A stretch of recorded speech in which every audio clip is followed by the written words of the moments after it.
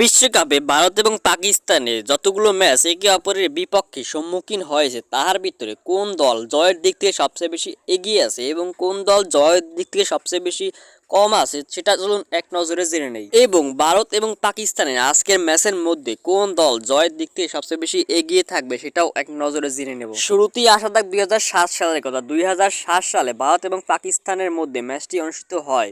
সেখানে পাকিস্তান 141 রানের টার্গেট দিয়েছিল ভারতকে, কিন্তু ভারত সেটা 141 রান 9 উইকেটে জয় পায়। 2007 সালে আরেকটি ম্যাচ অনুষ্ঠিত হয় একে অপরের বিপক্ষে, সেখানেও দেখা যায় ইন্ডিয়া জয়লাভ করে ভারতের পাকিস্তানের বিপক্ষে। তারপর 2012 সাল এবং 2014 সালেও একে অপরের বিপক্ষে দুইটি ম্যাচ অনুষ্ঠিত হয়, সেখানেও দেখা যায় ইন্ডিয়ায় জয় পায়, কিন্তু পাকিস্তানই সব জায়গায় পরাজিত গ্রহণ করেছে। একমাত্র পাকিস্তান জয় পেয়েছিল 2021 সালের একটি ম্যাচে ইন্ডিয়ার বিপক্ষে।